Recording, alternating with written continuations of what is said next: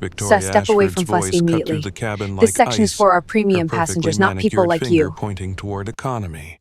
The words hung in the recycled air of AeroLux Flight 447 like a slap across the face. It wasn't just what she said, it was how she said it. Cold, calculated, rehearsed. She stood there in her tailored navy uniform, blonde hair pulled back in a flawless chignon, diamond earrings catching the overhead lights. Everything about Victoria screamed privilege and power. Her red lipstick was perfect, her posture commanding, her blue eyes filled with the kind of entitlement that comes from never being told no. She had no idea that in exactly 18 minutes the man in the hoodie standing before her would fire her, ground the plane, and restructure the entire airline. The man she was dismissing stood quietly, holding a first-class boarding pass in his hand. Marcus Thompson, 42 years old, wore a charcoal gray designer hoodie, dark jeans, and white sneakers. To Victoria, he looked like he'd stumbled into the wrong terminal. To anyone who really knew power, he looked like a man who didn't need to prove anything to anyone. But Marcus wasn't just anyone. He was the CEO of Thompson Ventures, and as of 6:30 that morning, he owned 78% of AeroLux Airlines. The acquisition papers were still warm from the printer in his briefcase. "Ma'am," Marcus said, his voice steady and calm, "I have a ticket for Seat 2A. I'd like to board now." Victoria's perfectly painted lips curled into a smile that never reached her eyes. "I'm sure there's been some kind of mistake. Perhaps you used points from a family member. These premium seats require appropriate verification." Behind her, passengers in the gate area were starting to turn and stare. A young woman with long brown hair and a phone already in her hands was positioning herself for a better view. Ashley Morgan, 26 social media influencer with 50,000 followers, could smell drama from a mile away. She'd already started recording. "Y'all," Ashley whispered into her phone, "something's happening at Miami Airport right now. This is about to get real." Captain Robert Mitchell's voice crackled over the intercom. "Ladies and gentlemen, we're about to begin boarding for Flight 447 to Chicago. First-class passengers and our premium members, please approach the gate."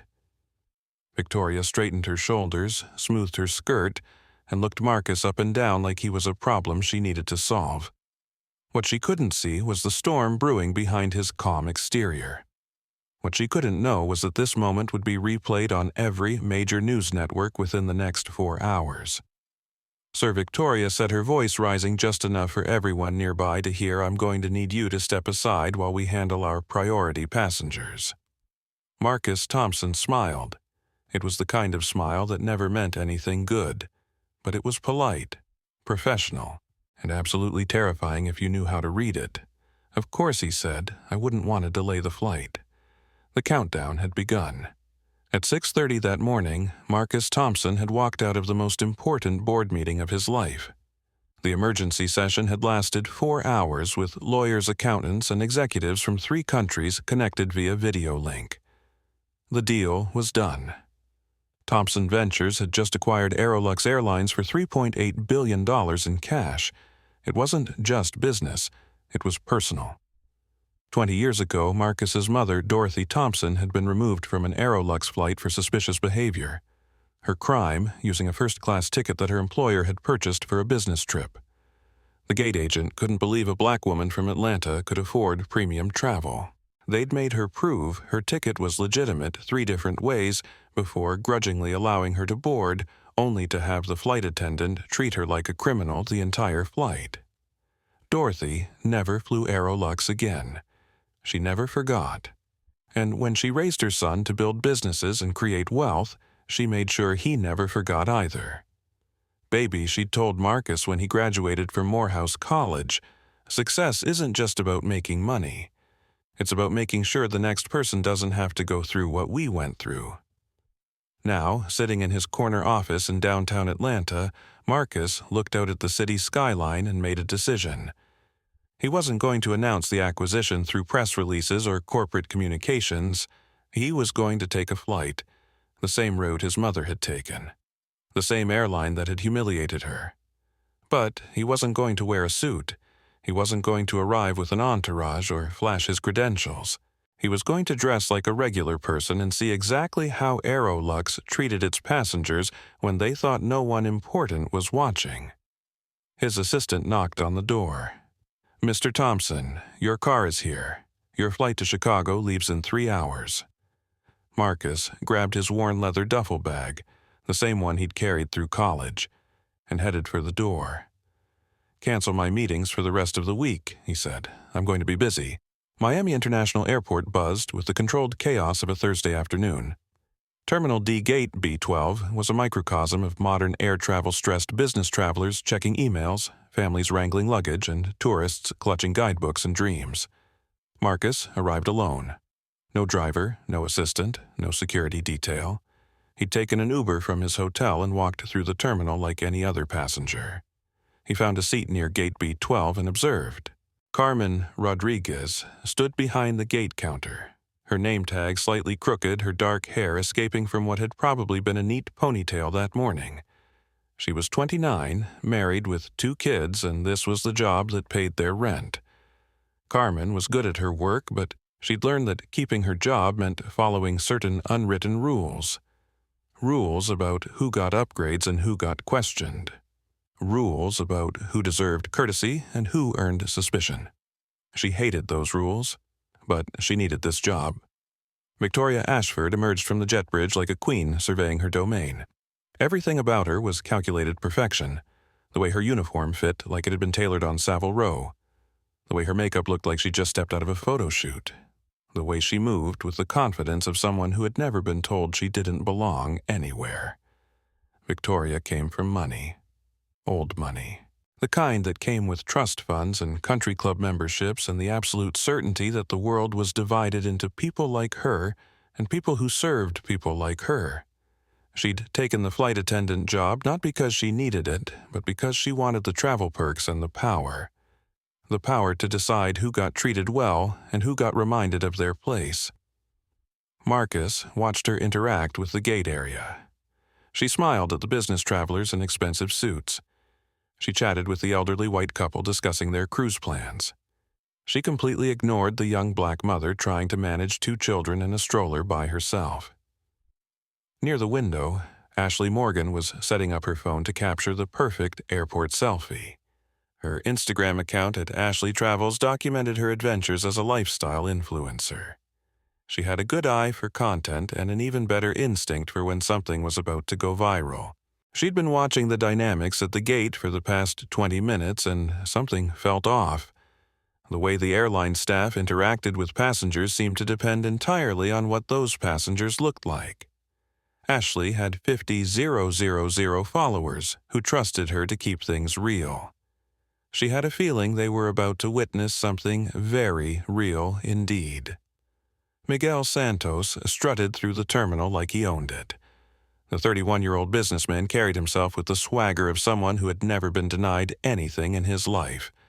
His Armani suit was perfectly pressed, his Rolex caught the light with every gesture, and his attitude announced to everyone within 50 feet that he was important, and they weren't. Miguel flew AeroLux twice a month and had learned that his charm and his platinum status could get him almost anything. Free upgrades, extra attention from flight attendants. The kind of service that made him feel like the king of his own small universe. He approached the gate counter with the confidence of a man who knew he'd be taken care of. "Carmen, mi amor Miguel," said, leaning against the counter like he was settling into his favorite bar. "How are we doing today?" "Any chance you can work your magic on an upgrade?" Carmen smiled. It was the kind of smile that said she'd had this exact conversation 100 times before. "Mr. Santos, let me see what I can do." Marcus watched the interaction and took notes. Not on paper. Mental notes. The kind that would be very important very soon. The boarding announcement crackled through the gate area. "Ladies and gentlemen, we're now beginning pre-boarding for AeroLux Flight 447 to Chicago O'Hare. We'll start with our first-class passengers and Platinum Elite members." Marcus stood up, boarding pass in hand, and walked toward the gate. Victoria Ashford was about to meet her new boss. She just didn't know it yet. Marcus approached the gate counter with the quiet confidence of a man who had every right to be there. His first-class boarding pass seat 2A was clearly visible in his hand. The barcode was crisp, the AeroLux logo properly positioned, and the class designation unmistakable. Carmen Rodriguez looked up from her computer screen as he approached. For a split second, her professional smile was genuine. Then she saw his hoodie, his jeans, his sneakers. The smile faltered just slightly, but Marcus caught it. "Good afternoon, Marcus," said his voice warm and polite. Checking in for first class. Carmen's fingers hesitated over the scanner. She'd been trained to verify boarding passes, but she'd also been trained, through months of watching Victoria and Captain Mitchell, to ask certain questions when certain passengers didn't look the part. "Could I see your ID with that, please?" Carmen asked, her voice carefully neutral. Marcus handed over his driver's license. Marcus Thompson, Georgia. The name matched the boarding pass exactly. Carmen scanned the boarding pass. The light turned green. The apartment registered first class. Seat 2A, paid fare, no issues. But Carmen had learned that the situation didn't always tell the whole story. "I'm sorry," Carmen said, her voice dropping to a whisper. "The apartment is showing some kind of flag on this reservation. It might be a glitch, but I need to verify with my supervisor." Marcus raised an eyebrow. "What kind of flag? Just verification of purchase. It happens sometimes with third-party bookings or unusual payment methods." There was nothing third-party about Marcus's booking. He'd purchased it directly through the AeroLux corporate website using a Black American Express Centurion card, the kind of card that required a 7-figure annual income just to qualify. "I booked this through your website," Marcus said calmly. "Is there a specific issue with my reservation?" Carmen's computer screen showed absolutely nothing wrong. But she could feel Victoria watching from across the gate area, and she knew what would happen if she processed a boarding pass that Victoria thought needed additional verification. Miguel Santos appeared at the counter like a storm cloud rolling in. His cologne arrived 3 seconds before he did, and his presence demanded immediate attention. "Carmen, beautiful." Miguel boomed, sliding his Platinum Elite card across the counter with theatrical flourish. "Tell me you've got good news about that upgrade." Carmen's relief was obvious. Here was a passenger she knew how to handle. Someone who fit the profile. Someone Victoria would approve of without question. "Mr. Santos, let me check right now," Carmen said, her fingers flying across the keyboard. Marcus stood to the side, still holding his boarding pass, still waiting for an explanation about the mysterious flag on his reservation. Miguel glanced over at Marcus with the kind of dismissive look usually reserved for street vendors or parking attendants. "First-time flying buddy?" he asked with a smirk. "Economy boarding starts in about 20 minutes. "Actually," Marcus said, his voice still perfectly calm. "I have a first-class ticket." Miguel's laugh was sharp and condescending. "Sure you do, friend, sure you do." Victoria Ashford materialized beside the gate counter like she'd been summoned by the scent of potential drama. Her heels clicked against the terminal floor with military precision, and her blue eyes immediately assessed the situation. She saw Carmen looking flustered. She saw Miguel Santos, a passenger she recognized and approved of, waiting for service. And she saw Marcus Thompson, a black man in casual clothes holding what appeared to be a first-class boarding pass. Victoria had been a flight attendant for 8 years, and she'd developed a sixth sense about these situations. In her experience, they usually fell into 2 categories: genuine mistakes by passengers who didn't understand the boarding process, or attempts at fraud by people trying to game the airline. Looking at Marcus, Victoria immediately decided which category this was. Carmen Victoria said, her voice carrying the authority of someone accustomed to being obeyed.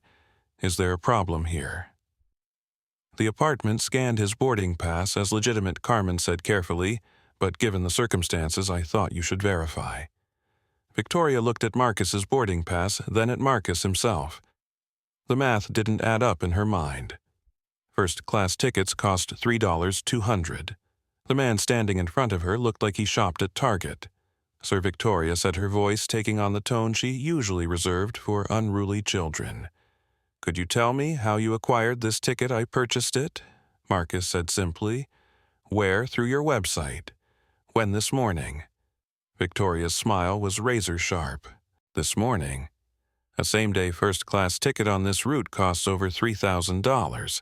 You paid $3,000 this morning for a plane ticket." The question hung in the air like an accusation. Around the gate area, other passengers were beginning to notice the conversation. Ashley Morgan, who had been pretending to scroll through Instagram while actually eavesdropping quietly, opened her camera app. "Yes," Marcus said, his voice still maddeningly calm. "I paid full fare."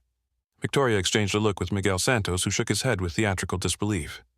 Sir Victoria continued, "We're going to need some additional verification. First-class tickets require appropriate documentation of payment. My credit card receipt and ID aren't sufficient documentation given the circumstances. No." What circumstances? Victoria's pause lasted exactly 3 seconds too long. Just long enough for everyone listening to understand exactly what circumstances she was referring to. "Unusual purchasing patterns," Victoria said finally. "We need to verify that this ticket wasn't purchased with stolen credit card information or frequent flyer miles that don't belong to you." Ashley Morgan's thumb hit the record button on her phone. This was definitely about to get viral. Marcus pulled out his wallet, a simple black leather bifold worn smooth from years of use, and removed his American Express Centurion card. The black card was unmistakable, its weight and heft immediately recognizable to anyone who understood luxury credit instruments. Victoria had seen these cards before. They were the kind of payment method that required net worth in the millions just to qualify. But looking at Marcus, she couldn't reconcile what she was seeing. "This is my credit card," Marcus said, placing it on the counter next to his ID and boarding pass. "Feel free to verify it." Victoria picked up the card, examined it, and felt her first flicker of doubt. The card was real. The name matched, but her worldview didn't allow room for black men in hoodies to carry American Express Centurion cards. "I'll need to call this in," Victoria said. "Security policy." It wasn't security policy. It was Victoria policy. Miguel Santos, watching the drama unfold, decided to make himself part of the entertainment. "Look, a friend," he said to Marcus, "maybe you used your boss's card or something. It happens, no judgment. But let's not hold up the line for us premium passengers." The word "us" was carefully chosen. Miguel was drawing a line in the sand, and he wanted everyone to know which side of it Marcus belonged on. Carmen Rodriguez felt sick. She knew exactly what was happening, and she knew it was wrong. But she also knew that challenging Victoria in front of passengers was a firing offense. She had 2 kids and a mortgage, and she couldn't afford to lose this job over principles. "Ma'am," Marcus said to Victoria, "could you please explain what specific policy requires additional verification for my ticket?" Sir Victoria replied, her voice rising just enough to ensure maximum audience when passengers present payment methods that appear inconsistent with their presentation. "We have to verify. It's for everyone's safety." That was when Marcus knew this wasn't about policy or verification or safety. This was about power. This was about a woman who had never been challenged, deciding that she was going to teach someone a lesson about knowing their place. Ashley Morgan's livestream was now active, broadcasting to her 50,000 followers in real time. The comments were already flowing. "OMG, is this really happening? This is so messed up. Someone needs to expose this airline. I'm recording this too in case her stream goes down." Sir Victoria continued, "I'm going to have to ask you to step aside while we handle our premium passengers. Security will be here shortly to verify your documentation." She hadn't called security, but the threat was clear. Marcus looked around the gate area. He saw Carmen Rodriguez, who couldn't meet his eyes. He saw Miguel Santos, who was clearly enjoying the show. He saw Ashley Morgan, who was holding her phone in a way that suggested she was recording. He saw a dozen other passengers who had stopped their conversations to watch the confrontation unfold. And he saw Victoria Ashford standing there with her perfect hair and her perfect makeup, and her absolute certainty that she was in control of this situation. Marcus made a decision. "Ma'am," he said, his voice carrying just enough volume to ensure everyone could hear him, I understand you have concerns about my ticket. To avoid any further delays for your other passengers, I'll accept whatever seat you have available." Victoria's smile was triumphant. This was how these situations were supposed to end, with people accepting their place in the hierarchy. "We have a lovely seat available in economy," Victoria said. "Row 34, middle seat. It's all we have left, but I'm sure you'll find it adequate." "I'll take 34B, Marcus said. "I wouldn't want to miss this flight for anything." The way he said it made Ashley Morgan's skin crawl. There was something in his voice that suggested this story was far from over. She adjusted her phone angle to make sure she caught everything. Victoria printed out a new boarding pass and slapped it on the counter with the satisfied flourish of a queen granting mercy to a peasant. "There you go, sir," she said. "Enjoy your flight." Marcus picked up the boarding pass, looked at it, and smiled. It was the same smile he'd given her earlier. Polite, professional, absolutely terrifying if you knew how to read it. "Thank you, Victoria," he said, reading her name tag carefully.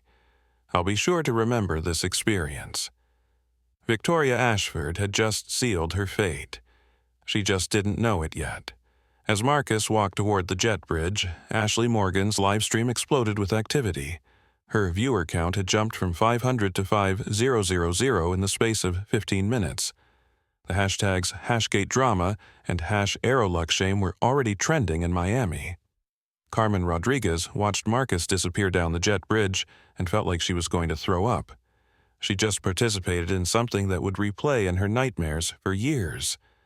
Miguel Santos adjusted his Armani jacket and strutted towards first class, completely satisfied with the entertainment. Victoria Ashford smoothed her skirt, checked her reflection in her phone screen, and prepared to board the flight that would destroy her career. The countdown was almost over. The AeroLux Boeing 737, 800, stretched before Marcus like a study in inequality. The first-class cabin gleamed with leather seats the color of fresh cream, each one wide enough for two people, with built-in massage functions and personal entertainment apartments that rivaled home theaters. The lighting was soft and warm, designed to make passengers feel like they were entering an exclusive club rather than a metal tube hurtling through the sky. Economy class told a different story. The seats were cramped, covered in blue fabric that had seen better decades, and packed together with the mathematical precision of someone trying to fit the maximum number of humans into the minimum amount of space. Seat 34B was exactly what Victoria had promised a middle seat between a crying baby and a man whose shoulders spilled well into the neighboring seats. The armrests were hard plastic, the legroom was non-existent, and the overhead bin was already stuffed with other passengers' luggage. Marcus squeezed himself into the seat and immediately understood that this wasn't just about class of service. This was about sending a message. Victoria Ashford had chosen this specific seat because she wanted him to be miserable. She wanted him to understand that defying her authority came with consequences. What Victoria didn't understand was that Marcus had grown up sleeping on a fold-out couch in a one-bedroom apartment in East Atlanta. He'd done homework by streetlight when the electricity was shut off. He'd worn the same shoes to school for 3 years because they were the only pair his mother could afford. A cramped airline seat wasn't torture. It was just uncomfortable, and Marcus had bigger things to worry about than his comfort. While Miguel Santos settled into his upgraded first-class seat, the same seat 2A that should have been Marcus's, and immediately began demanding champagne.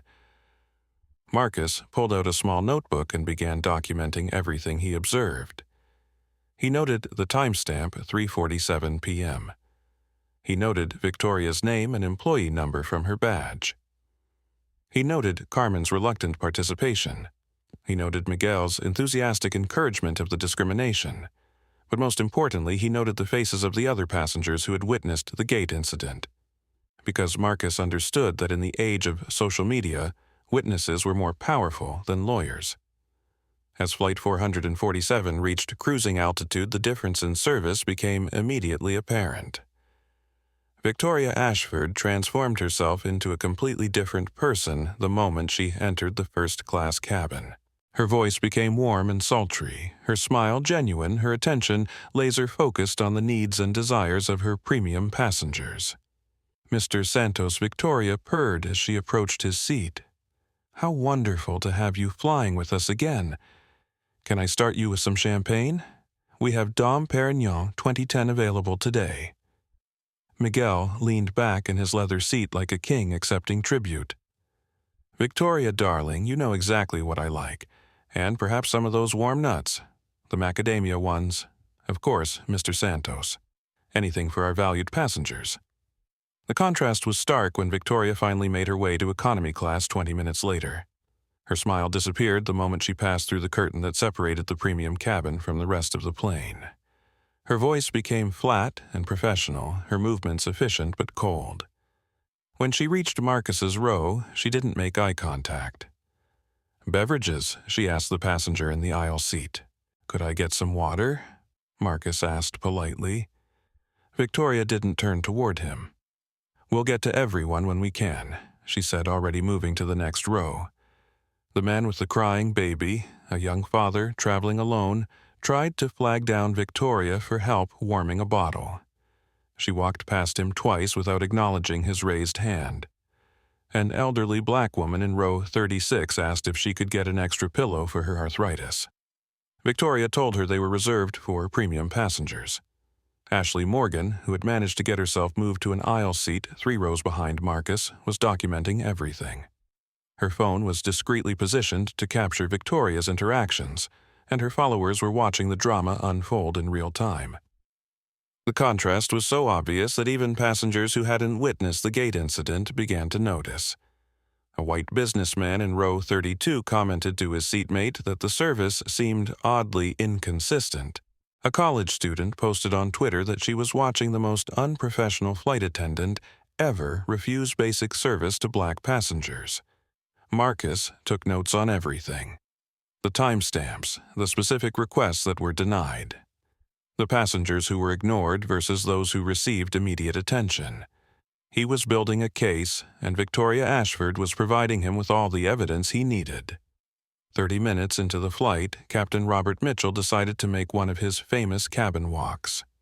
At 45, Mitchell was old-school aviation, the kind of pilot who believed that flying was a profession for gentlemen, and that passengers should be grateful for the privilege of his service. Mitchell had started his career when airlines still served full meals in economy and when flight attendants were required to be unmarried women under 35. He missed those days. He missed the natural hierarchy that kept everyone in their proper place. Mitchell strode through first class like a celebrity making an appearance. He shook hands with Miguel Santos, complimented an elderly white woman on her jewelry, and made small talk about golf with a businessman heading to a conference. When he reached economy class, his demeanor changed completely. He walked faster, made less eye contact, and treated the passengers like cargo that happened to be conscious. But Marcus Thompson presented a special case. Victoria had briefed Mitchell about the situation at the gate, a passenger who had tried to use a suspicious first-class ticket and had required adjustment to his proper seat. Mitchell decided he needed to see this troublemaker for himself. Sir Mitchell said, stopping beside Marcus's row, "I understand you had some issues during boarding." Marcus looked up calmly. "No issues, Captain. Just a misunderstanding about my seat assignment, right? Well, I hope you understand that we have policies for a reason. Airlines have to be very careful about fraud these days." The word fraud was spoken loud enough for the surrounding passengers to hear. It was meant to embarrass Marcus, to make him feel like a criminal who had been caught and punished. "I understand completely," Marcus said. "I'm sure AeroLux takes its policies very seriously." There was something in Marcus's tone that made Mitchell pause. It was too calm, too controlled. Most passengers who got downgraded from first class were angry or embarrassed. This man sounded almost amused. "Just want to make sure we understand each other," Mitchell said, his voice carrying a subtle threat. "Oh," Captain Mitchell Marcus said, reading the man's name tag, "I think we understand each other perfectly." Ashley Morgan caught the entire interaction on video. The comments on her live stream were exploding. "This captain is a piece of work. How is this legal? Someone needs to report this airline. I'm never flying AeroLux again. The incident that would become the centerpiece of the eventual lawsuit happened 45 minutes into the flight. The plane hit a patch of moderate turbulence. Nothing dangerous, but enough to turn on the seatbelt sign and send the flight attendants to their jump seats. In row 35, an elderly woman was struggling to reach her medication in the overhead bin. Her husband was trying to help, but at 78 years old with a recent hip replacement, he couldn't safely stand during the turbulence. Marcus, despite being trapped in the middle seat, could see the situation developing. The woman needed her heart medication, and she needed it quickly. Her breathing was becoming labored, and her husband was starting to panic. Without thinking about the seatbelt sign, or the turbulence, or the potential consequences, Marcus unbuckled his seatbelt and stood up to help. "Sir, sit down." Victoria's voice exploded through the cabin like a gunshot. She was strapped into her jump seat in the forward galley, but her voice carried the authority of someone who was accustomed to absolute obedience. "The lady needs her medication," Marcus called back, reaching for the overhead bin. "Economy passengers need to stay in their seats during turbulence. This is a safety issue." Marcus retrieved the medication and handed it to the elderly woman, who immediately put a pill under her tongue. Her husband squeezed Marcus's hand in gratitude. "Sit down now, or I will have you restrained." The entire economy section had gone silent. Passengers were staring at Marcus, at Victoria, and at each other, trying to understand how helping an elderly woman access her heart medication had become grounds for restraint. Marcus returned to his seat and calmly buckled his seatbelt. Victoria was already on the interphone to the cockpit. "Captain Mitchell, we have a disruptive passenger in 34B. He's refusing to follow crew instructions and creating a safety hazard." The response was immediate. The turbulence had cleared, and Captain Mitchell appeared in the economy cabin within 60 seconds, his face flushed with anger and authority. "Sir Mitchell," announced his voice loud enough for the entire cabin to hear, "you have been identified as a disruptive passenger. We have the authority to remove you from this aircraft at our next stop if this behavior continues." Captain Marcus said, his voice still infuriatingly calm. "I was helping an elderly passenger access her medication. She was having a medical emergency. You violated federal aviation regulations by unbuckling during turbulence. That's a felony offense. It wasn't a felony offense. Mitchell knew it, Marcus knew it, and several passengers who understood aviation law knew it. But the threat was designed to intimidate, to make Marcus back down and accept his place in the hierarchy." "I understand your concern," Marcus said. "I'll comply with all crew instructions for the remainder of the flight." "You're damn right you will," Mitchell said. "One more outburst and you'll be explaining your behavior to federal marshals." Ashley Morgan's live stream viewer count had jumped to 15,000. The comments were coming so fast she couldn't read them. "This is insane. He was helping someone having a heart attack. These people are sick. Someone, please tell me this is being reported." While Victoria and Captain Mitchell were congratulating themselves on putting a disruptive passenger in his place, Marcus was conducting the most important business meeting of his life. It just happened to be taking place in seat 34B at 35,000 feet. He discreetly pulled out his phone and began typing messages. To his general counsel. "Linda, I need termination paperwork prepared for the following employees. We'll send details shortly. This is time sensitive. To his head of HR, James, prepare for immediate policy changes at AeroLux. We're implementing new anti-discrimination protocols effective immediately.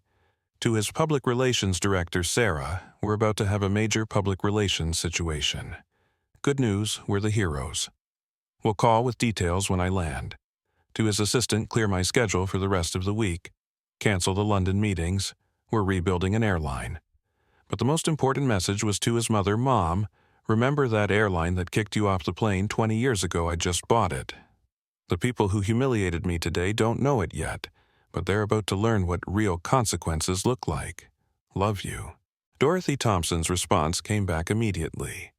"Baby, make sure you do it right. Don't just get revenge, make it better for the next person." As Marcus typed his response, "That's exactly what I'm going to do." He looked around the cabin and began making his final notes. He noted that Victoria had served Miguel Santos 3 glasses of champagne while refusing to bring water to economy passengers. He noted that Captain Mitchell had spent 15 minutes chatting with the first-class passengers while treating economy travelers like potential criminals. He noted that not one single crew member, had checked on the elderly woman who had needed her heart medication. But he also noted something else. He noted the passengers who had offered to help when Victoria refused service. He noted the businessman who had shared his snacks with the family next to him when no meal service came to economy. He noted Ashley Morgan, who was still broadcasting the entire incident to a growing audience of outraged viewers. Marcus was learning something important about AeroLux Airlines. The problem wasn't just individual employees like Victoria and Mitchell. The problem was a culture that had taught them that discrimination was not only acceptable, but expected. That culture was about to change. Permanently. As Flight 447 cruised over Tennessee at 35,000 feet, Marcus Thompson was conducting the most consequential conference call of his career. Using the aircraft's Wi-Fi and his noise-canceling earbuds, he connected with his senior leadership team for what would later be known as the Emergency Ownership Activation Meeting. Linda Marcus said quietly, speaking to his general counsel, "I need you to listen very carefully. I'm currently on an AeroLux flight, and I've just witnessed the most egregious display of customer discrimination I've ever seen. We need to move fast." Linda Richardson had been Marcus's lawyer for 8 years. She'd helped him navigate acquisitions worth billions of dollars, but she'd never heard this tone in his voice before. Cold. Focused. Absolutely furious. "What do you need?" Linda asked. "Termination paperwork for the following employees: Victoria Ashford, senior flight attendant, employee number 47291. Captain Robert Mitchell, pilot, employee number 12847. I want them effective immediately upon landing. Marcus, we literally just acquired the company this morning. Don't you think we should?" "Linda, they just discriminated against me personally for 2 hours while I documented everything. They refused me service, humiliated me in front of other passengers, and threatened to have me arrested for helping an elderly woman access her heart medication. I'm not interested in gradual change or sensitivity training. I'm interested in immediate consequences." Linda was already typing. "Consider it done. What else? Connect me with James in HR. We're implementing new policies effective immediately." James Williams, Marcus's Director of Human Resources, joined the call from his office in Atlanta. "James, how quickly can we implement company-wide anti-discrimination training for all AeroLux employees?" "Well, normally we'd need to develop curriculum schedule sessions, coordinate with unions." "James, we don't have time for normal. I want every employee in this company to understand by tomorrow morning that discrimination will result in immediate termination. No warnings, no second chances, no appeals process." "How do we make that happen?"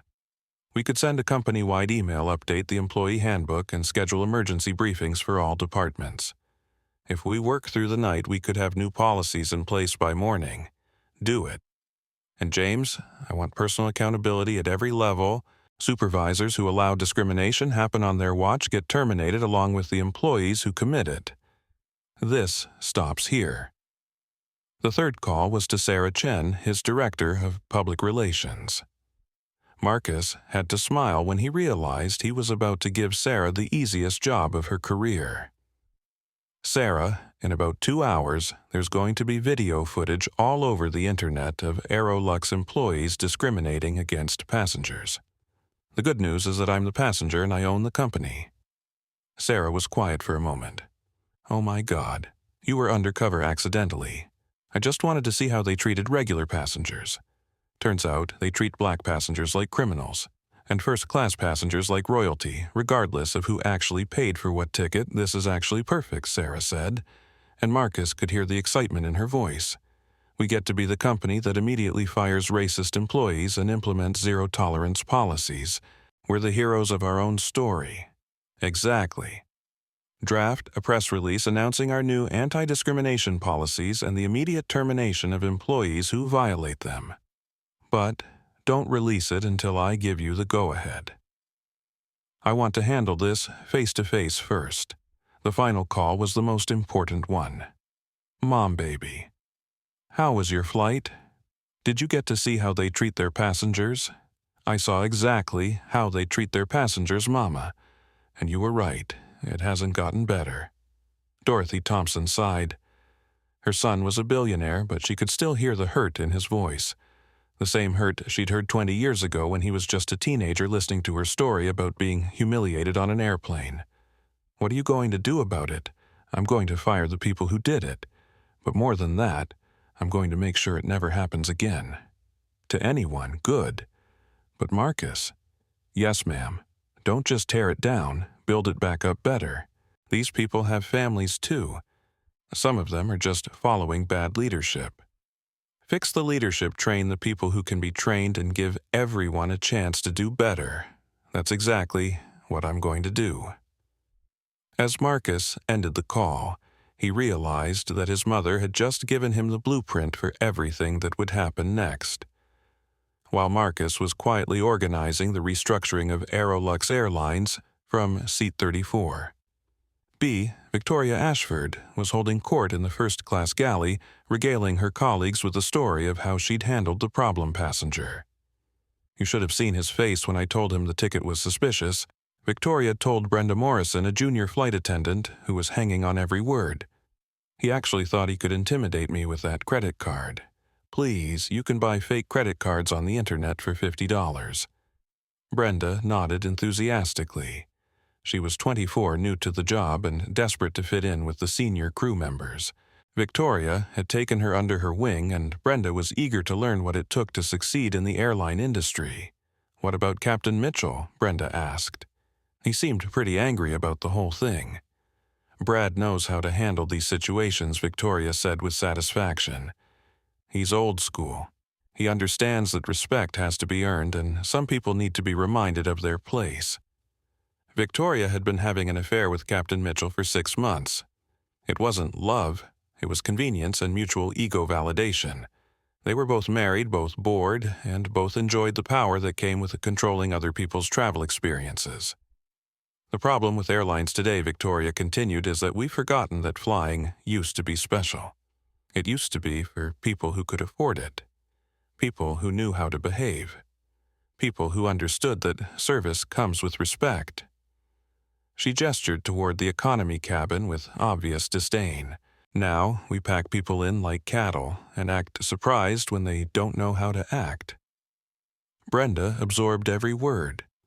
This was exactly the kind of insider knowledge she'd hoped to gain by working for AeroLux. Victoria seemed so sophisticated, so knowledgeable about the industry. If Victoria said this was how things worked, then this must be how things worked.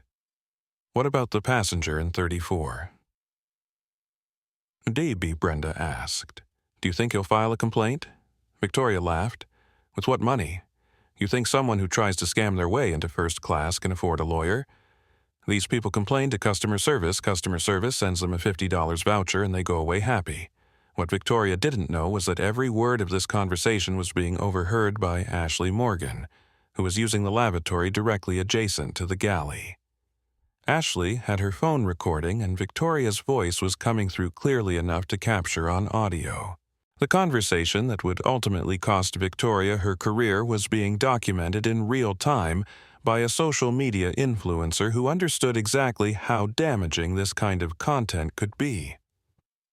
Ashley Morgan's live stream of the gate incident had started with 500 viewers. By the time Flight 447 was halfway to Chicago, she had 25,000 people watching live and another 100,000 viewing the recorded segments. The hashtag #AeroLuxShame was trending in 3 cities. The hashtag #Victoria Ashford was trending nationally. Video clips were being shared across Twitter, Instagram, TikTok, and Facebook faster than the airline's social media team could track them. The comments were brutal. I've never seen anything this disgusting from an airline. That flight attendant needs to be fired immediately. How is this legal in 2024? I'm calling AeroLux customer service right now. Someone, please tell me this man sued the hell out of them, but the most telling comments came from other airline employees. I work for Delta, and this is not how we treat passengers. United employee here. This woman would be fired in 24 hours at my airline. I'm a flight attendant, and I'm disgusted by this behavior. Major news outlets were starting to pick up the story. CNN's travel correspondent had retweeted Ashley's original video. The Washington Post's transportation reporter was already drafting an article about airline discrimination. Fox News was preparing a segment about customer service in the travel industry. AeroLux customer service department was being overwhelmed with calls. The phone lines were jammed with angry passengers demanding explanations, flight cancellations, and refunds. The company's stock price had dropped 3% in after-hours trading. But the most important viewer of Ashley's live stream was someone Victoria Ashford had never heard of, Dorothy Thompson, who was watching her son get discriminated against in real time from her living room in Atlanta. Dorothy had raised Marcus to be strong, to be dignified, and to fight injustice wherever he found it. Watching him maintain his composure while being humiliated by people who didn't even know they were attacking their own boss filled her with both pride and fury. She called her sister her pastor and 6 of her closest friends. Within 30 minutes, Marcus's story was being shared throughout Atlanta's black community, including several influential business leaders and civil rights organizations. The viral explosion was just beginning. At AeroLux's corporate headquarters in Dallas, the emergency started at 6:47 p.m. when the company's social media manager noticed an unusual spike in negative mentions across all platforms. By 7:15 p.m., the Director of Communications was on a conference call with the CEO, the Chief Operating Officer, and the Head of Customer Service. By 7:30 p.m., they realized they had a full-blown crisis on their hands. The video has been viewed over 200,000 times, the social media manager reported. It's being shared faster than we can track. The passenger appears to be a well-dressed black man who was refused his first-class seat and forced into economy. The flight crew's behavior is problematic. How problematic, asked the CEO. Lawsuit-level problematic. Possibly criminal-level problematic. The flight attendant is on camera making what appear to be racially motivated decisions about who deserves premium service. The chief operating officer was frantically trying to pull employee records. The flight attendant is Victoria Ashford, 8 years with the company, generally good performance reviews. The captain is Robert Mitchell, 15 years, also good reviews. What none of them knew was that in approximately 90 minutes, they would all be receiving termination notices themselves. The new owner had very different standards for what constituted acceptable behavior, and the old leadership team's definition of good performance was about to become irrelevant. We need to get ahead of this, the CEO said. Draft an apology statement, offer the passenger compensation, and put both employees on administrative leave pending investigation. Sir, the communications director said carefully, the optics of this are really bad. The passenger was clearly discriminated against, and it's all on video. A standard apology might not be enough. Then what do you suggest? Immediate termination of the employees involved and a public commitment to comprehensive anti-discrimination training for all staff. The CEO was quiet for a long moment. AeroLux had been struggling financially for 2 years. They couldn't afford to lose any more customers, and they certainly couldn't afford a discrimination lawsuit. Fine. Draft termination letters and schedule a press conference for tomorrow morning. We're going to fire them and make it clear that this behavior is unacceptable. What the CEO didn't realize was that he'd just made exactly the same decision that the new owner had made 2 hours earlier. The only difference was that Marcus Thompson was going to implement it personally, immediately, and with a lot more authority. As Flight 447 began its descent into Chicago, O'Hare, 3 separate plans were converging. Victoria Ashford was planning to file a report about the disruptive passenger in 34B. AeroLux executive team was planning to fire Victoria Ashford to contain the public relations disaster. And Marcus Thompson was planning to fire everyone involved and rebuild the entire company culture from the ground up. Only one of these plans was going to succeed. Captain Mitchell's voice crackled through the intercom as Flight 447 began its descent into Chicago. "O'Hare, ladies and gentlemen, we're beginning our initial descent. The weather in Chicago is clear temperature 72 degrees, and we should have you on the ground in about 20 minutes. Marcus Thompson checked his watch, 5:47 p.m. Central Time. In exactly 13 minutes, he would stand up and introduce himself to his new employees.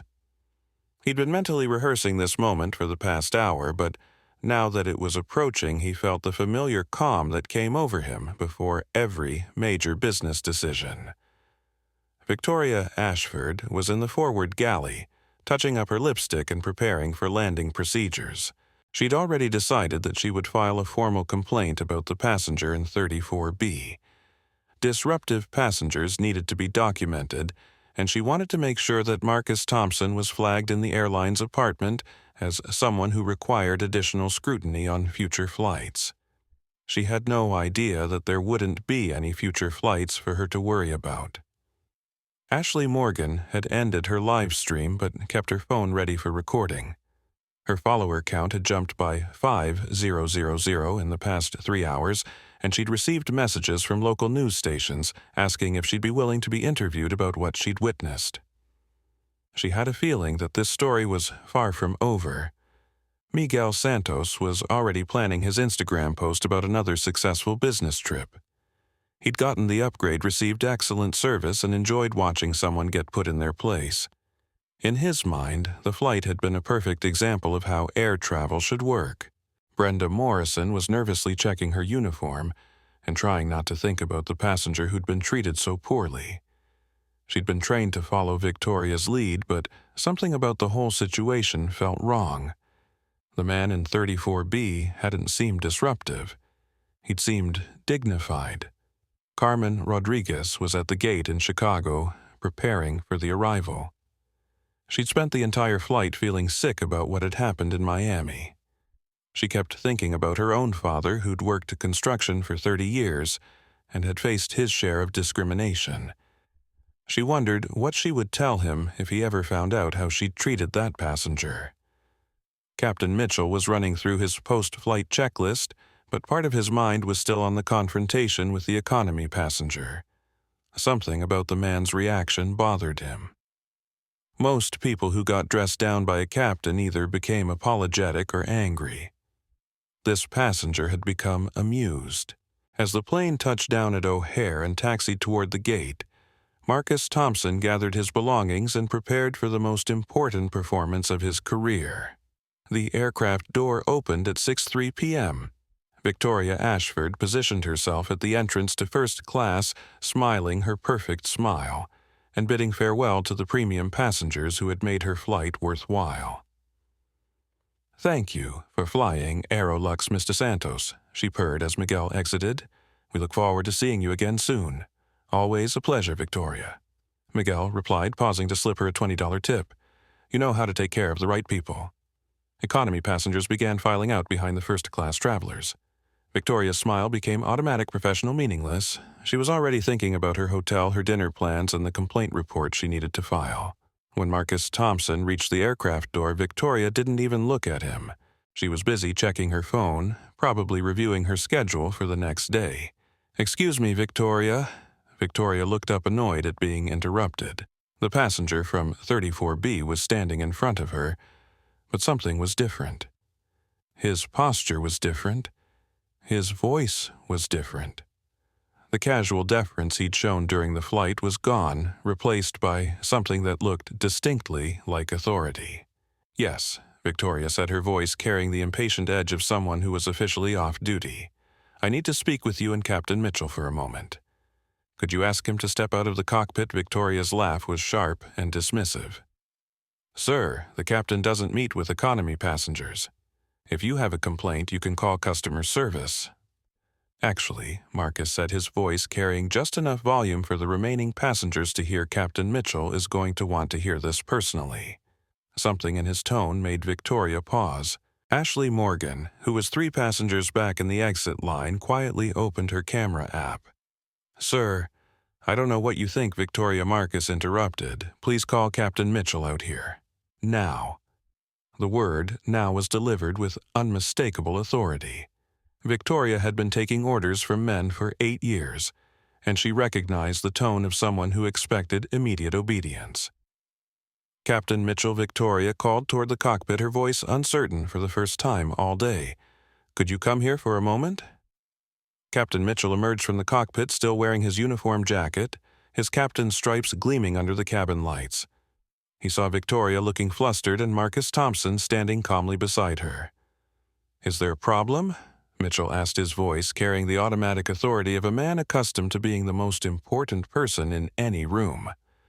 "No problem," Captain Marcus said. "Just an introduction that's overdue." Marcus reached into his leather duffel bag, the same bag that Victoria had dismissed as cheap and worn, and pulled out a leather portfolio.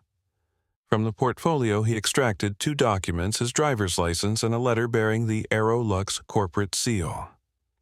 "My name is Marcus Thompson," he said, handing the documents to Captain Mitchell. "I'm the CEO of Thompson Ventures. As of 6:30 this morning, Thompson Ventures owns 78% of AeroLux Airlines." The silence that followed was absolute. Victoria's face went through a series of expressions: confusion, disbelief, recognition, and finally, pure terror. Captain Mitchell stared at the documents in his hands.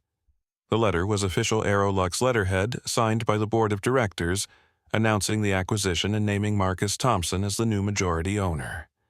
"That's impossible," Victoria whispered. Actually, Marcus said it's quite possible, and remarkably well documented. Ashley Morgan was recording everything. The remaining passengers had stopped exiting and were now watching the drama unfold. Word was spreading through the aircraft that something extraordinary was happening. Captain Mitchell Marcus continued, his voice calm and professional, in the past 3 hours. "You and your crew have provided me with a comprehensive case study in exactly why this airline was failing before I acquired it." Mitchell's face was turning red. "Sir, if there was some kind of misunderstanding—" "There was no misunderstanding," Marcus interrupted. "There was deliberate, documented discrimination. Victoria refused to honor my first-class ticket based entirely on my appearance. You, personally, threatened to have me arrested for helping an elderly passenger access her heart medication, and both of you treated economy passengers like criminals while fawning over premium passengers who tipped you $20. Victoria tried to speak. "Mr. Thompson, if I had known who you were, if you had known who I was—" Marcus's voice carried a dangerous edge. "Victoria, the problem isn't that you didn't recognize me.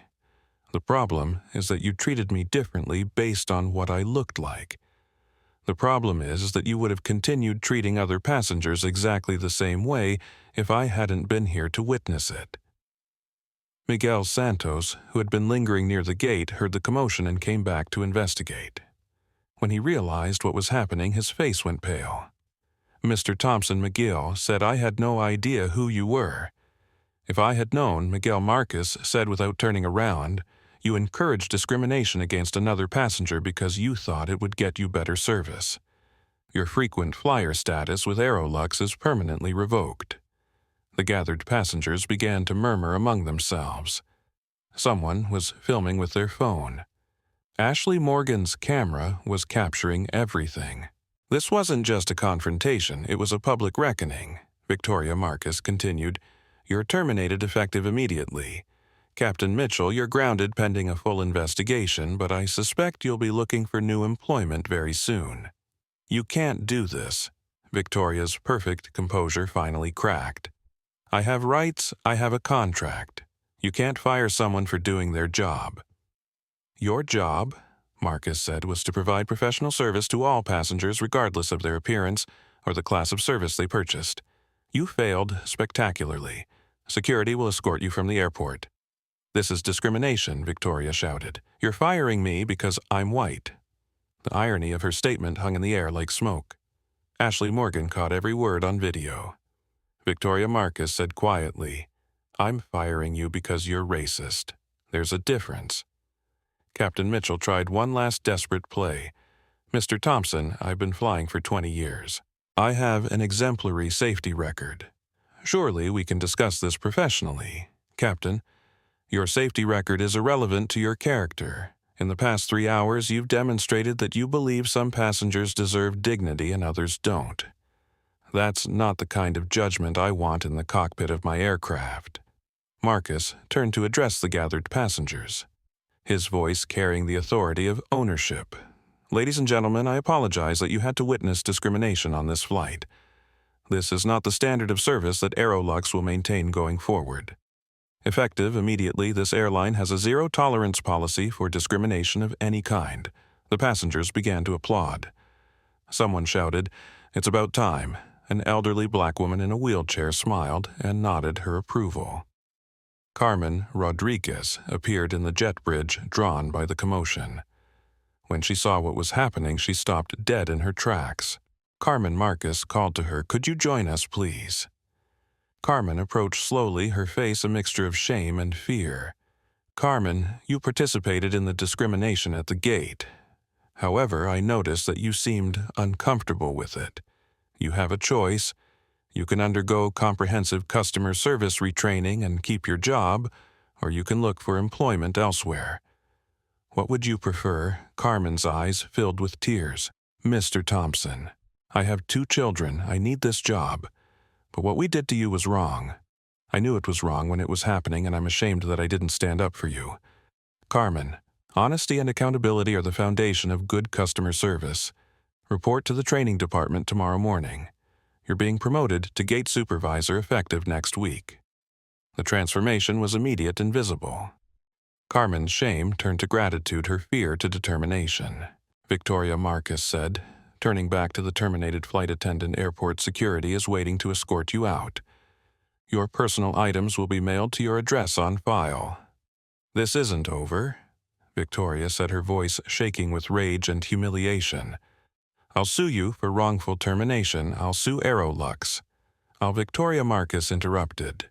"You're welcome to try. My legal team will be very interested in reviewing the video evidence of your behavior today. I suspect they'll recommend a countersuit for violation of federal civil rights laws." Ashley Morgan stepped forward. "Mr. Thompson, I'm Ashley Morgan. I live-streamed the entire incident to about 30,000 viewers. I'd like to interview you about what just happened here." Marcus smiled. "Ashley, I'd be happy to speak with you, but first I need to make some phone calls. I have an airline to rebuild." As security escorted Victoria and Captain Mitchell away from the aircraft, Marcus Thompson pulled out his phone and made the call he'd been planning for 3 hours. "Sarah, it's Marcus. Release the press statement." Quote, "AeroLux Airlines announces the immediate termination of employees who engaged in discriminatory behavior during Flight 447 from Miami to Chicago. The airline's new ownership is committed to providing respectful professional service to all passengers regardless of race, appearance, or economic status. Zero tolerance means zero tolerance." He paused, watching Victoria disappear around the corner, flanked by 2 security officers. "And Sarah, schedule a press conference for tomorrow morning. I want to announce our new customer service standards personally." Marcus ended the call and turned to Ashley Morgan, who was still recording. "Ashley, you asked for an interview. Here's what I want your viewers to know. Discrimination doesn't just hurt the people who experience it directly. It hurts everyone who witnesses it and says nothing. It hurts companies that allow it. And it hurts society that tolerates it." The camera captured every word. Today, AeroLux Airlines learned that actions have consequences. But more importantly, our passengers learned that their dignity matters more than their bank account or the color of their skin. As Marcus Thompson walked through the jet bridge toward the terminal, he wasn't just ending a flight. He was beginning a revolution. The video of Victoria Ashford being escorted away by security would be viewed 2 million times in the next 24 hours.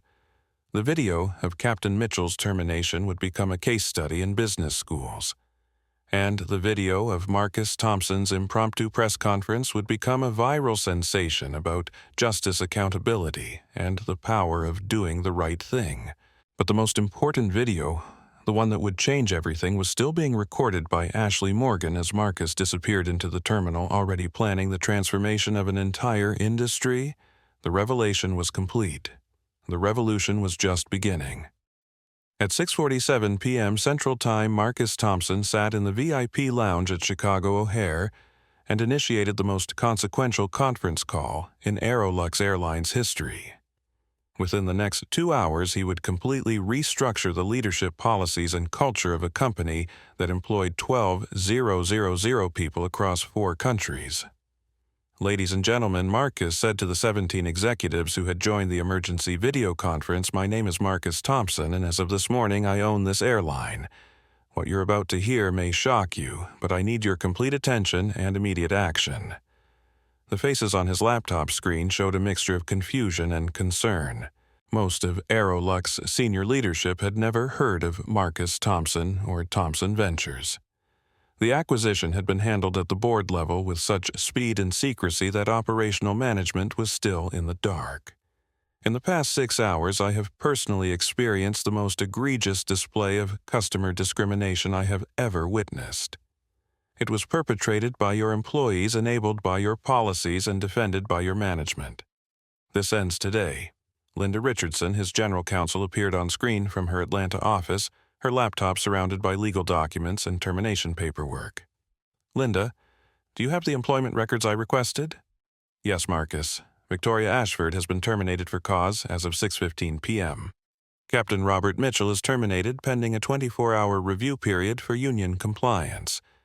Both terminations are effective immediately, and their access to company apartments has been revoked." Marcus turned his attention to the AeroLux executives who were still trying to understand what was happening to their company. "James Williams, my Director of Human Resources, is going to outline the new anti-discrimination policies that will be implemented company-wide effective immediately." James Williams appeared on screen, his background showing stacks of employee handbooks and training manuals. "Effective 8 a.m. tomorrow morning. Every AeroLux employee will receive the following message. Discrimination of any kind against passengers or colleagues will result in immediate termination. No warnings, no second chances, no appeals process. Supervisors who allow discrimination to occur will be terminated along with the employees who commit it. This policy applies to every level of the organization." The AeroLux executives began to speak over each other. "Sir, you can't just... The unions will never... We have contracts that require..." Marcus's voice cut through the noise. "Stop." The conference call went silent. "Let me be very clear about something. I didn't buy this airline to preserve its current culture. I bought it to transform it completely. Anyone who isn't comfortable with that transformation is welcome to seek employment elsewhere." Sarah Chen Marcus's Director of Public Relations joined the call from her car where she'd been coordinating with media outlets for the past hour. "Marcus, I have CNN, MSNBC, Fox Business, and the Wall Street Journal asking for statements. Ashley Morgan's video has been viewed over 500,000 times. AeroLux is trending on Twitter, and it's not good. But here's the thing, we can control this narrative completely because you're the victim and the solution." Marcus nodded. "Sarah, schedule interviews for tomorrow. I want to tell this story personally. But first, I need to speak with every AeroLux employee who witnessed what happened today. While Marcus was restructuring AeroLux leadership, Ashley Morgan was single-handedly creating the most viral airline story of the decade. Her TikTok account had gained 20,000 new followers in 4 hours. Her Twitter thread documenting the incident had been retweeted 15,000 times. Her Instagram live session with 40,000 viewers was still active. Y'all. "I cannot believe what I just witnessed," Ashley said into her phone as she walked through O'Hare. "I literally watched a billionaire CEO get discriminated against by his own employees, and then I watched him fire them on the spot. This is the wildest thing I've ever seen." The comments were flowing faster than she could read them. "Queen, thank you for documenting this. This man is a legend. Victoria got exactly what she deserved. I'm booking my next flight with AeroLux just to support this CEO. But Ashley's content was just the beginning."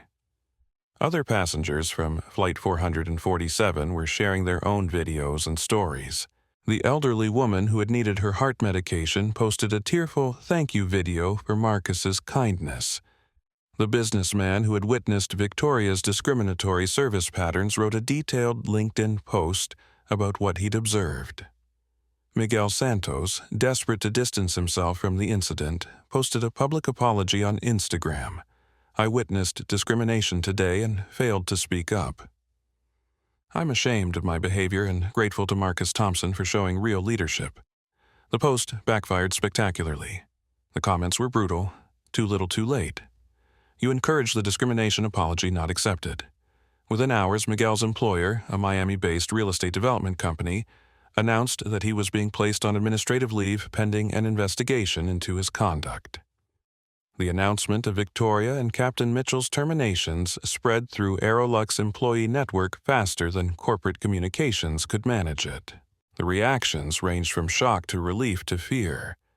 Brenda Morrison, the junior flight attendant who had idolized Victoria, was devastated. She'd built her understanding of airline service on Victoria's guidance, and now she was discovering that everything she'd learned was not only wrong, but career-ending. At 8 p.m., Brenda received a call from James Williams in HR. "Miss Morrison, we understand that you were present during the discrimination incident on Flight 447.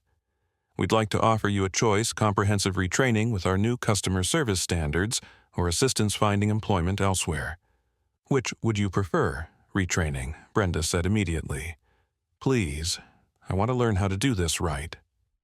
David Park, the first officer who had remained in the cockpit during the confrontation, called AeroLux Employee Assistance Hotline. "I need to report something about Captain Mitchell. He's made discriminatory comments about passengers and crew members for months. I was afraid to speak up because he controlled my flight assignments, but after what happened today, I can't stay silent anymore."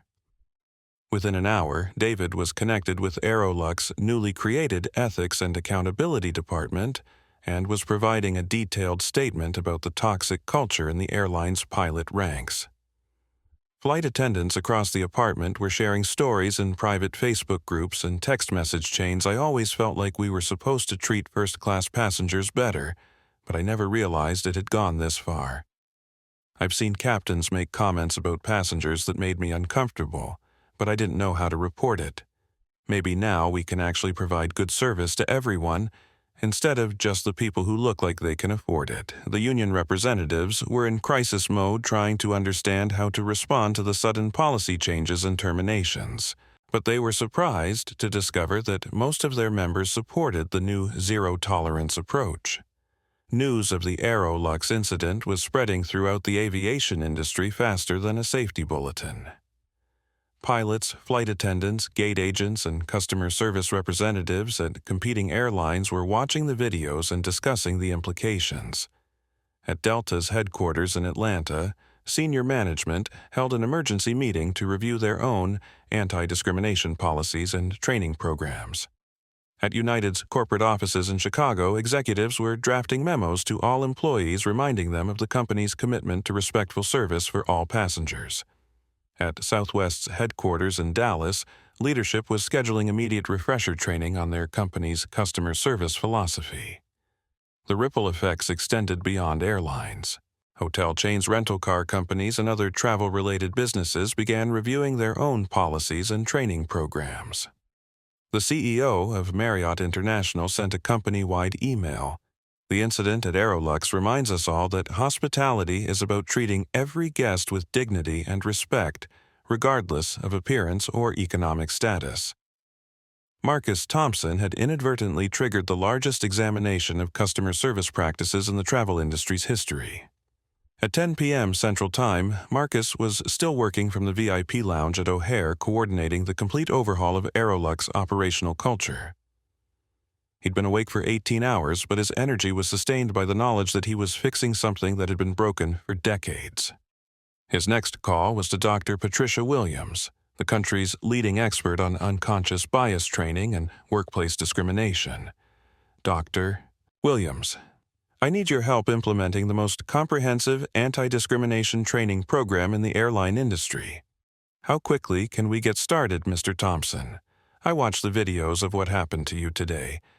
I can have a team in place by Monday morning. But I need you to understand, real cultural change takes time, commitment, and resources. Doctor, you have unlimited resources and my personal commitment. How do we make sure that what happened to me never happens to anyone else. We start with leadership accountability. Every supervisor, manager, and executive goes through intensive bias recognition training. We implement anonymous reporting apartments. We create passenger advocacy positions at every level, and we make discrimination more costly than equality. Make it happen. Marcus's final call of the day was to Carmen Rodriguez, who was at home trying to process everything that had happened. "Carmen, this is Marcus Thompson. How are you feeling?" Carmen's voice was shaky. "Mr. Thompson, I keep thinking about my children. What would I tell them if they knew how I treated you today? How do I explain that I was afraid to do the right thing? Carmen, you tell them that everyone makes mistakes, but what matters is how we respond to those mistakes. You have the opportunity to make sure that no family ever has to experience what mine experienced. That's not a small responsibility. I understand, sir. I won't let you down. I know you won't. And Carmen, your first assignment as gate supervisor is to develop a passenger advocacy program. I want every gate agent to understand that their job is to help passengers, not judge them." As Marcus finally headed to his hotel at midnight, he received a text message from his mother. "Baby, I saw the videos. I'm so proud of how you handled yourself. But I'm even more proud of what you're building. Your father would be proud too." Marcus smiled. Dorothy Thompson had been the inspiration for this entire journey. 20 years ago, she'd been humiliated by an airline that judged her by her appearance. Tonight, that same airline was being rebuilt on principles of dignity and respect for every passenger. The immediate overhaul was complete, but the real work, the work of changing hearts and minds, was just beginning. In hotels across the country, AeroLux employees were falling asleep wondering what their company would look like tomorrow. Most of them were hopeful. Some of them were scared. All of them understood that everything had changed. Marcus Thompson had bought an airline that morning. By midnight, he had begun transforming an entire industry. Marcus Thompson stood at Gate B12 at Miami International Airport, the same gate where his humiliation had begun exactly 30 days earlier. But everything was different now. The AeroLux logo had been updated with a new tagline, "Respect takes flight." The staff uniforms featured subtle changes that emphasized service over hierarchy. And most importantly, the culture had transformed completely.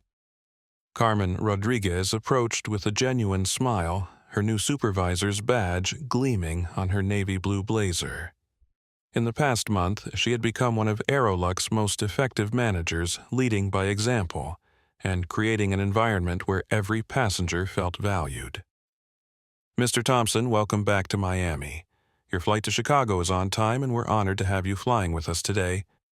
But Marcus wasn't traveling as CEO today. He was traveling as a regular passenger dressed in the same charcoal hoodie and jeans he'd worn a month earlier. This was his monthly culture check, an unannounced evaluation of how AeroLux employees treated ordinary passengers when they didn't know the boss was watching. "Thank you, Carmen. I'll be in economy today. Seat 34B, actually." Carmen's smile never wavered. Under the old apartment, she would have questioned why the CEO was choosing an economy seat. Under the new apartment, she understood that every passenger's choice deserved respect. "Of course, sir. Is there anything special we can do to make your flight comfortable today?" "Just treat me like any other passenger," Marcus said. "That's all anyone really wants." As Marcus observed the gate area, he saw the transformation he'd worked to create. A young black mother with 2 children was receiving attentive service from a gate agent who was helping her reorganize her carry-on bags. An elderly Latino man was being assisted with wheelchair services without having to ask twice.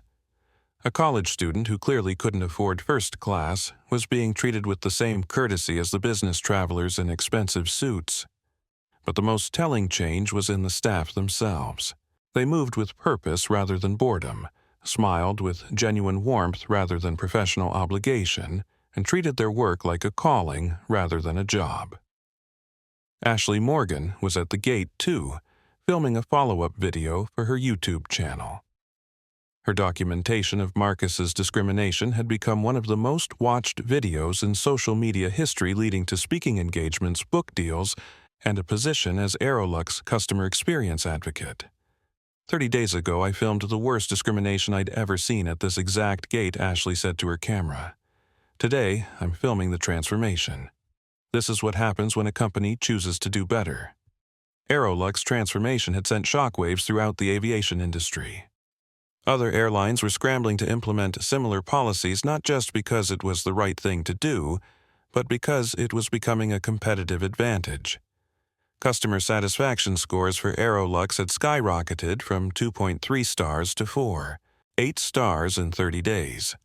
Passenger complaints had dropped by 87%. Most importantly, bookings had increased by 23% as travelers specifically chose AeroLux because of its commitment to respectful service. The Department of Transportation had announced new federal guidelines based on AeroLux anti-discrimination policies. Congressional hearings were scheduled to examine customer service standards across all airlines.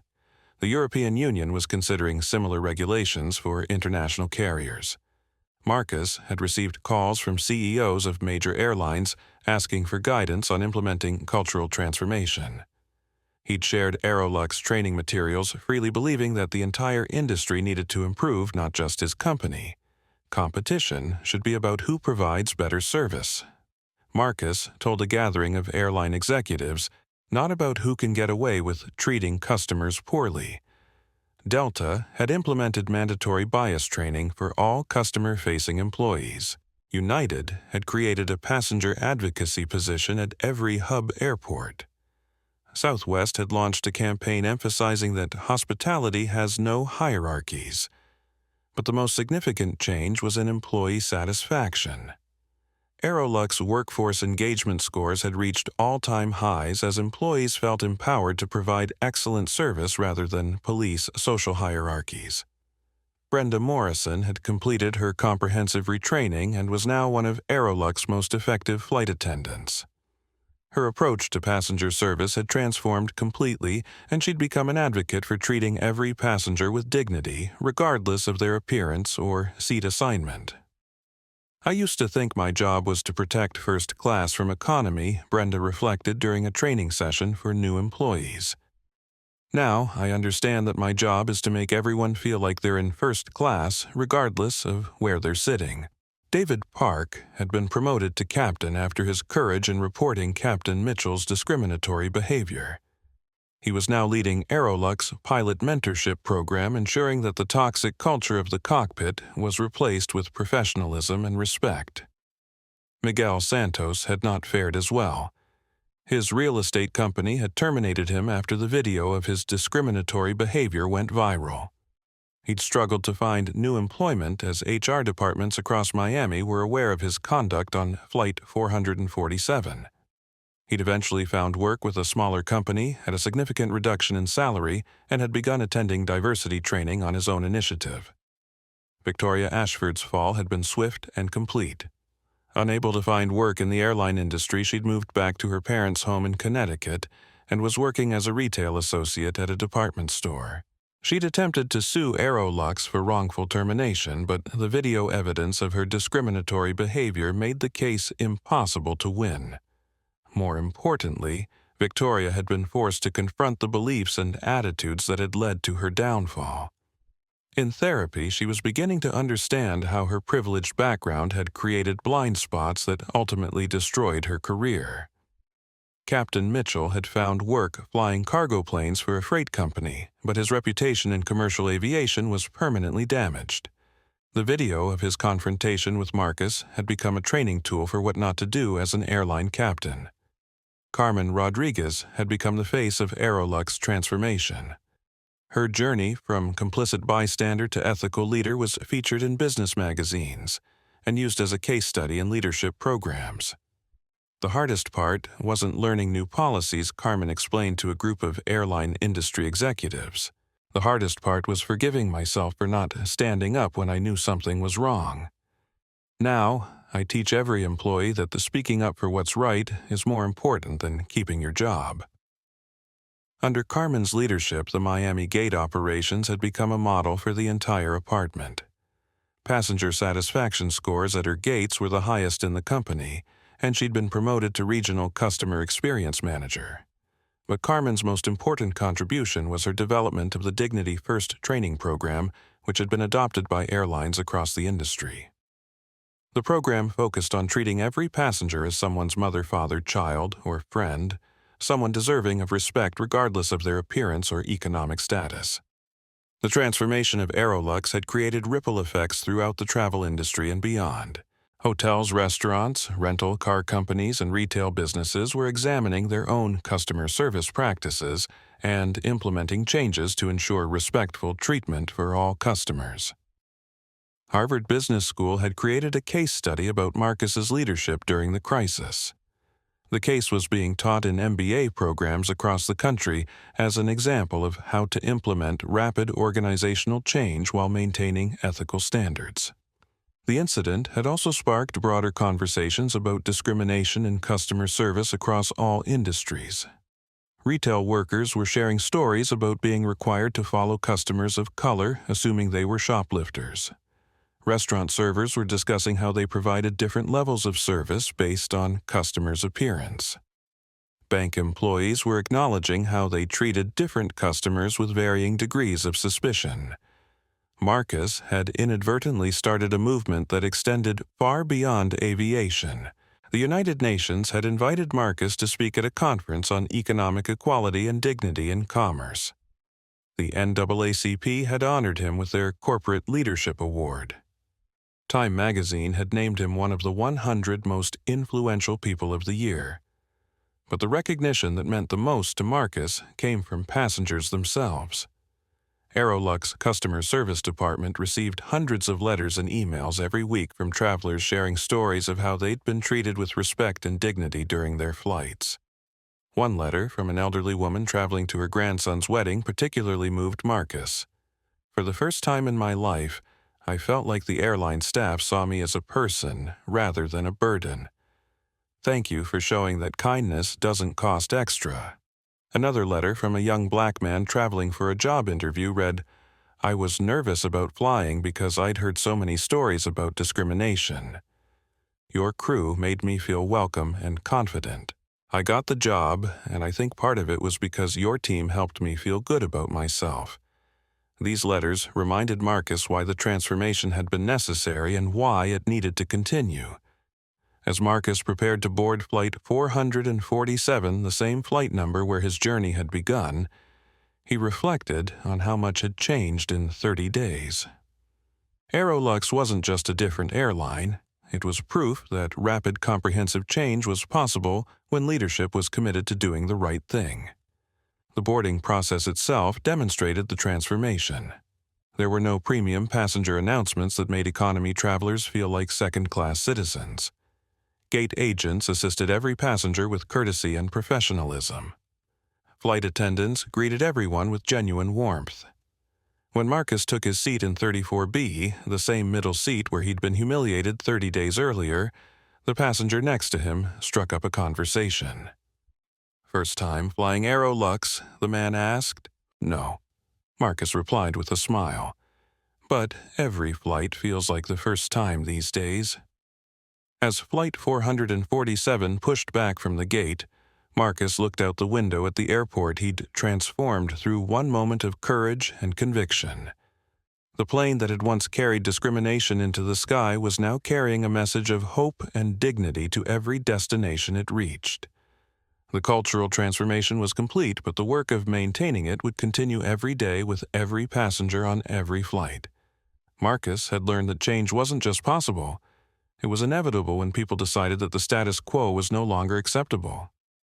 As the plane climbed into the blue sky above Miami, Marcus Thompson closed his eyes and smiled, knowing that his mother's dream of a world where everyone was treated with dignity was a little closer to reality. 6 months after the incident that changed everything, Marcus Thompson stood at Gate A7 in Hartsfield-Jackson Atlanta International Airport, holding his mother's arm as they prepared to board AeroLux Flight 882 to Miami.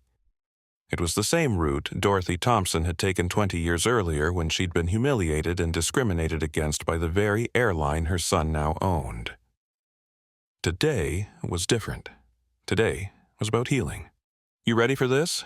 Mama Marcus asked, adjusting the corsage on his mother's elegant navy dress. At 68, Dorothy Thompson carried herself with the grace and dignity that had sustained her through decades of struggle and triumph. "Baby, I've been ready for this moment for 20 years. Dorothy replied, her voice strong but emotional. "But I never imagined it would happen like this." The gate area buzzed with respectful efficiency. Carmen Rodriguez, now AeroLux Vice President of Customer Experience, approached them with a warm, genuine smile. "Mrs. Thompson, Mr. Thompson, welcome to AeroLux. We're honored to have you flying with us today. Mrs. Thompson, your seat in first class is ready, and the entire crew is excited to provide you with the experience you should have received 2 decades ago." Dorothy squeezed her son's hand. "Carmen, thank you. But more than that, thank you for becoming the leader that young people like yourself needed to see. You took something painful and turned it into purpose." Carmen's eyes glistened with unshed tears. "Mrs. Thompson, your son didn't just change this airline. He changed all of us. We're better people because of what happened that day." As they walked toward the gate, Marcus noticed the transformation that had become permanent at AeroLux. A young black businessman was being assisted with an upgrade not because he demanded it, but because the airline had availability and wanted to provide exceptional service. An elderly Latino couple was receiving patient help with their boarding passes in both English and Spanish. A mother traveling alone with 3 children was being offered priority boarding and extra assistance without having to ask. But most importantly, every interaction was characterized by genuine respect and warmth, regardless of the passenger's appearance, age, or economic status. As Dorothy settled into seat 2A, the same first-class seat that Marcus had been denied 6 months earlier, she looked around the cabin with wonder. The flight attendant, a young woman named Sarah, who had joined AeroLux after the transformation, approached with sincere enthusiasm. "Mrs. Thompson, I want you to know that your story has been shared with every AeroLux employee as part of our training. We learn about what happened to you 20 years ago, and we understand why today's flight is so important. Is there anything at all that would make your experience more comfortable?" Dorothy's voice was steady but emotional, "Sarah. The fact that you know my story and understand why dignity matters. That's everything I could ask for." Marcus watched from his economy seat. He had insisted on sitting in 34B again, the same seat where his journey had begun, and felt a profound sense of completion. This wasn't just about correcting a past wrong. This was about proving that change was possible, that institutions could transform, and that people could choose to be better. During the flight, Dorothy was treated like the honored guest she deserved to be, but more importantly, Marcus observed that every passenger received respectful, attentive service. The young mother with the crying baby received patient assistance. The nervous, first-time flyer was offered reassurance and extra attention. The business travelers were served professionally without being fawned over. This was what equality looked like in practice. Not everyone getting identical treatment, but everyone getting respectful treatment appropriate to their needs. As Flight 882 approached Miami, Captain Elena Rodriguez, the first woman of color to serve as captain on this route, made an announcement that wasn't in any manual, "Ladies and gentlemen, as we begin our descent into Miami. I want to share something special about today's flight. We have the honor of carrying Mrs. Dorothy Thompson, whose experience with AeroLux 20 years ago became the catalyst for the transformation of our entire company. Mrs. Thompson, your dignity and grace in the face of discrimination inspired your son to buy this airline and rebuild it on principles of respect for every passenger. Today, we celebrate not just your flight, but the journey of an entire industry toward equality and justice." The cabin erupted in spontaneous applause. Passengers who had been strangers minutes earlier were sharing in a moment that represented something larger than air travel. It represented the possibility of redemption, growth, and positive change. Dorothy wiped away tears as she looked out the window at the city where her son's transformation of AeroLux had begun. But these weren't tears of old pain. They were tears of joy, vindication, and hope for the future. As the plane touched down at Miami International Airport, Marcus reflected on the journey that had brought them here. 6 months ago, he had experienced discrimination and responded with courage. Today, his mother was experiencing the dignity she should have received 2 decades earlier. As passengers deplaned, Dorothy paused at the aircraft door to speak with Captain Rodriguez and the flight crew. 20 years ago, I was made to feel like I didn't belong on an airplane, Dorothy said, her voice carrying the wisdom of decades. Today, you made me feel like I belonged in the sky. That's the difference between a job and a calling, between a company and a community. In the jet bridge, Marcus and Dorothy were met by Ashley Morgan, who had become AeroLux's Chief Diversity and Inclusion Officer. Ashley's documentation of the original incident had sparked not just viral fame, but a career dedicated to fighting discrimination in the travel industry. Mrs. Thompson: I want you to know that your story is being used to train customer service representatives across the entire travel industry. Hotels, rental car companies, restaurants, everyone is learning from what AeroLux has accomplished. Dorothy smiled. Ashley, the real accomplishment isn't changing policies, it's changing hearts. When people see others as human beings deserving of respect, policies become unnecessary. As they walked through the terminal, Marcus noticed something that filled him with quiet pride. Other airline employees from competing companies were watching and learning from AeroLux's approach. Gate agents were treating passengers with more respect. Flight attendants were providing more equitable service. Customer service representatives were focusing on solutions rather than restrictions. The transformation that had begun with one moment of discrimination had rippled throughout an entire industry. That evening, as Marcus and Dorothy sat on the balcony of their Miami hotel overlooking the ocean, Dorothy shared the wisdom that had guided her through decades of struggle and success. Marcus, 20 years ago, I was hurt by people who judged me without knowing me. Today, I was honored by people who see me as I am. The difference isn't just in policies or training. The difference is in recognizing that every person you meet is carrying dreams, struggles, hopes, and dignity that deserve respect. Marcus nodded, understanding that his mother had just articulated the philosophy that would guide AeroLux, and hopefully the entire travel industry for years to come. Mama, when I bought this airline, I thought I was buying a business. But what I really bought was an opportunity to prove that people and companies can choose to be better. We can choose to see dignity instead of difference, humanity instead of hierarchy. As the sun set over Miami, painting the sky in shades of gold and orange, Marcus Thompson looked back on a journey that had begun with humiliation and discrimination, but had ended with transformation and hope. AeroLux wasn't just an airline anymore. It was proof that when people decide to do better, entire industries can change. The story that had started with 8 words.